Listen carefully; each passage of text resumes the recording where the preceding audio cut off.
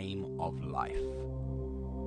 It is the aim that makes the man, and without this he is nothing, as far as the utter destitution of force, weight, and even individuality among men can reduce him to non-entity.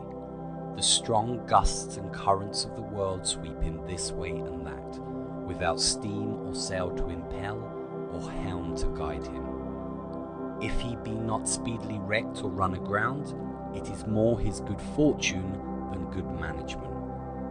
We have never heard a more touching confession of utter weakness and misery than these words from one singularly blessed with the endowments of nature and of providence. My life is aimless. Take heed, young man, of an aimless life. Take heed, too, of a low and sordid aim. A well-ascertained and generous purpose gives vigour, direction, and perseverance to all man's efforts. Its concomitants are a well-disciplined intellect, character, influence, tranquility, and cheerfulness within, success and honour without.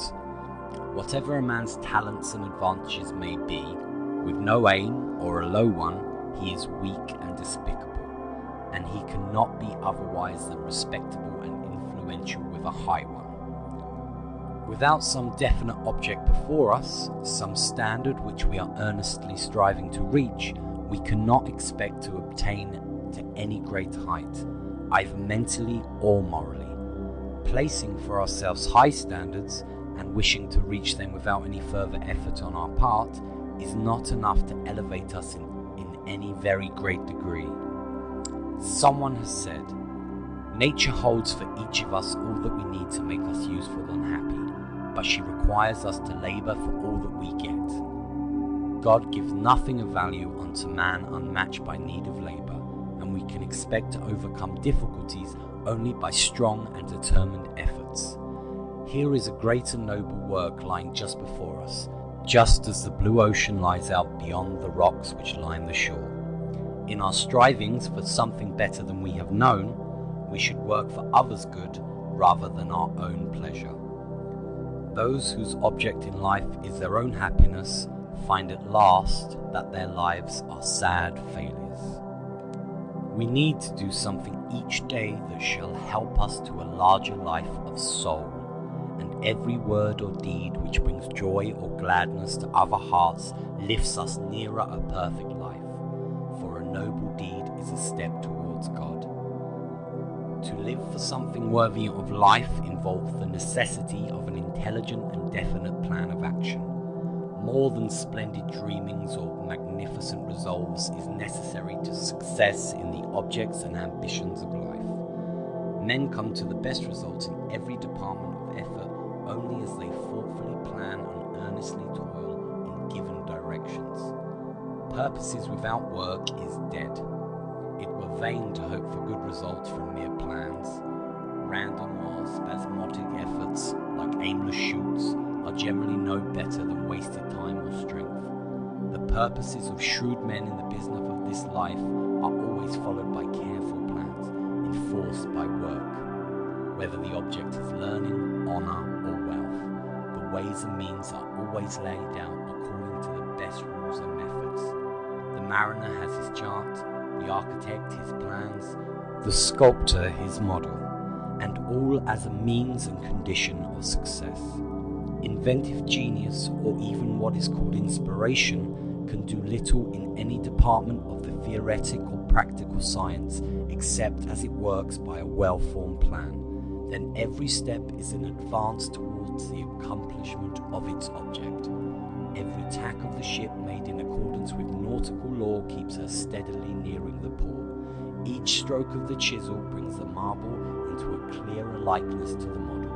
No effort or time is lost, for nothing is done rashly or at random. Thus, in the grand aim of life, if some worthy purpose be kept constantly in view, and for its accomplishment every effort be made every day of your life, you will, unconsciously perhaps, approach the goal of your ambition. There can be no question among the philosophic observers of men and events that fixedness of purpose is a grand element of human success. When a man has formed a great sovereign purpose, it governs his conduct, as the laws of nature govern the operation of physical things. Everyone should have a mark in view and pursue it steadily. He should not be turned from his course by other objects ever so attractive. Life is not long enough for any one man to accomplish everything. Indeed, but few can at best accomplish more than one thing well. Many, alas, very many, accomplish nothing. Yet there is not a man endowed with ordinary intellect or accomplishments, but can accomplish at least one useful, important, worthy purpose. It was not without reason that some of the greatest men were trained from their youth to choose some definite object in life, to which they were required to direct their thoughts and to devote all their energies.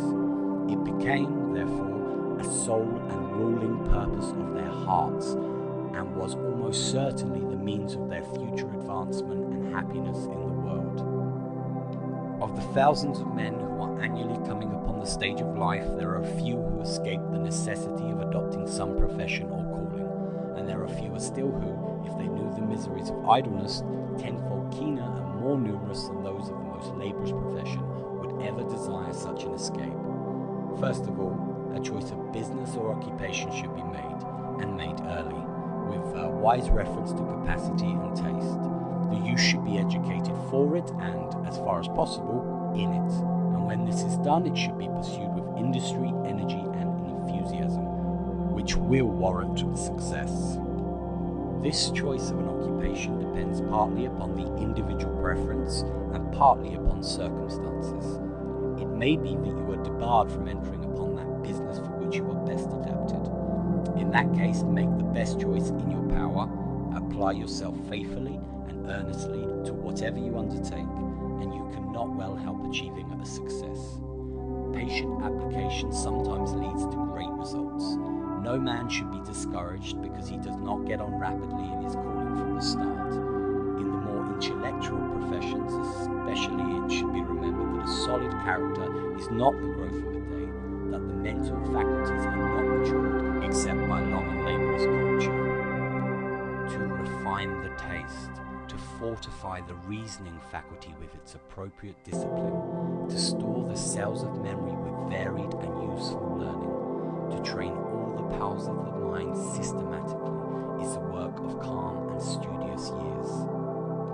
A young man's education has been of but little use to him if it has not taught him to check the fretful impatience, the eager haste to drink the cup of life, the desire to exhaust the intoxicating draught of ambition. He should set his aim so high that it will require patient years of toil to reach it. If he can reach it at a bound, it is unworthy of him. It should be of such a nature that he feels the necessity of husbanding his resources. You will receive all sorts of the most excellent advice, but you must do your own deciding. You have to take care of yourself in this world, and you may as well take your own way of doing it. But if a change of business is desired, be sure the fault is with the business and not with the individual. For running hither and thither generally makes sorry work, and brings to poverty ere the sands of life are half run. The north, south, east, and west furnish vast fields for enterprise, but of what avail for the seeker to visit the four corners of the world if he is still dissatisfied, and returns home with empty pockets and idle hands, thinking that the world is wrong and that he himself is a misused and shamefully imposed on creature. The world, smiling at the rebuff, moves on, while he lags behind, groaning over misusage, without sufficient energy to roll up his sleeves and fight his way through. A second profession seldom succeeds, not because a man may not make himself fully equal to its duties, but because the world will not readily believe he is so. The world argues thus: he that has failed in his first profession, to which he dedicated the morning of his life and the springtime of his exertion, is not the most likely person to master a second. To this it might be replied that a man's first profession is often chosen for him by others. His second he usually decides upon for himself. Therefore, his failure in his first profession may, for what he knows, be mainly owing to the sincere, mistaken attention he was constantly paying to his second. Ever remember that it is not your trade or profession that makes you respectable. Manhood and profession or handicraft are entirely different things. An occupation is never an end of life. It is an instrument put into our hands by which to gain for the body the means of living until sickness or old age robs it of life, and we pass on to the world for which this is preparation. The great purpose of living is twofold in character. The one should never change from the time reason takes the helm. It is to live a life of manliness, of purity and honour. To live such a life that, whether rich or poor, your neighbours will honour and respect you as a man of sterling principles. The other is to have some business, in the due performance of which you are put forth all of your exertions. It matters not so much what it is, as whether it be honourable, and it may change to suit the varying change of circumstances. When these two objects, character and a high aim, are fairly before a youth, what then? He must strive to obtain those objects. He must work as well as dream, labour as well as pray. His hand must be as stout as his heart, his arm as strong as his head. Purpose must be followed by action. Then he is living